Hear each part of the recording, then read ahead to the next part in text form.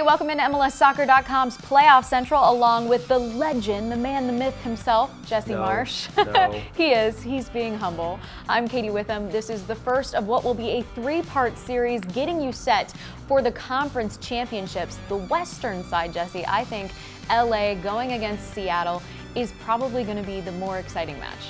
Well, you've certainly got two very good clubs, LA being probably the most storied club in all of MLS in terms of their playoff appearances, MLS Cups won, everything that they've done in their history, against Seattle, who's still made the playoffs every year but hasn't ever established themselves in the playoffs. I mean, there's so many. You look at what LA's done. They've been in the postseason race all but 3 seasons since 1996, and for Seattle, they've been there the last 5. Yeah. Maybe underachieved when Seattle fans kind of look at it, but is the biggest storyline Landon Donovan? Well, I think Landon chasing his 6th is a big deal for their club, but also Bruce is chasing his 5th championship. The club is chasing their record 5th championship. So it's not just about Landon on this one. I mean, that's a big piece of the puzzle, but it's also about the Galaxy. And then still for Seattle, you know, you've got a team that now has put together all the right pieces in a good way, and now they've shown by winning the Supporters' Shield that they think they're the best club in the league. Now they're going to have their chance to prove it. They will have their chance to prove it, and they've put the pieces together. Are the pieces different this year? Well, I do think that this year the team has a lot more balance in both attack and defense. So I think that it puts them in a position now to be successful in the playoffs against the best team, which I think right now is the LA Galaxy. 2 completely different semifinals, in my opinion, when you look at what LA did to get to the conference championship in comparison to what Seattle did. Will that make a difference? I think it will make a difference. And, you know, LA, you saw by how they beat Salt Lake that they're in form, they should have confidence, and they're ready for this next round. If I'm a Seattle fan, there's slight concern that they just survived against Dallas.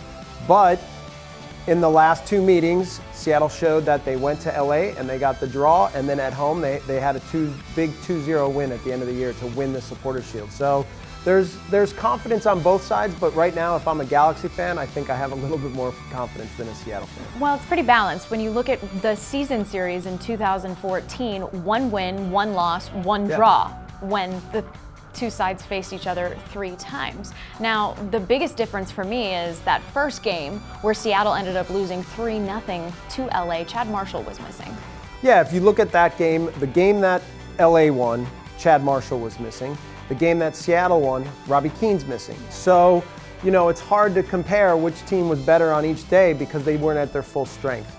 Now I think we'll see their full strength in the playoff series, with the one question mark being Alonso. And if he's not available for Seattle, that could be a major factor. Okay, the biggest storyline, and we've hit a couple of them here, I think is actually on the sideline. You've got Bruce Arena going up against Ziggy Schmid, 2 of arguably the best coaches in MLS. In fact, Bruce Arena, the winningest coach in MLS postseason history. Ziggy Schmid, the 2nd winningest in the playoffs. Yeah. I mean, this is going to be a good one. Yeah, well, I think they've both earned the right to be called the best 2 coaches ever in MLS. They're both very accomplished. Bruce maybe getting a little bit of the edge with championships and win percentage, but one thing's for sure.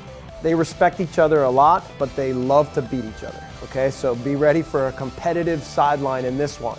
And when you look at how they match up against each other in the playoffs, Bruce has gotten the edge twice on Ziggy in 2010 and in 2012 when the Galaxy were able to beat the Sounders. Overall, I do think that their decisions could be difference makers in terms of what they decide for matchups, who they put in the starting lineup, and how and when they use their subs.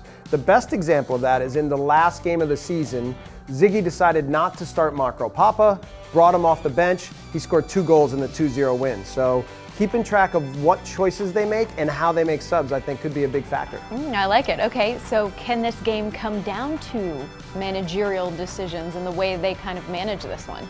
No. No. No. It's coming down to the 4 top players, okay? It's coming down to how Keane and Donovan play versus how Martins and Dempsey play. And whichever group of those 2 players are able to make the most plays in this series, that team's going to win. Well, Jesse, you nailed it. Big stars stepping up in big games, and we are going to break that all down in part 2, our key matchups. Make sure to tune back in right here. Part 3 is going to be all about you guys. We want to hear what your questions are. Let us know, tweet at us, or leave them in the comments below. But don't forget to watch. That first leg of the Western Conference Championship is coming up Sunday, November 23rd, 5 p.m. Eastern on ESPN and ESPN Deportes. And as always, keep checking back right here at MLSsoccer.com for all your playoff coverage.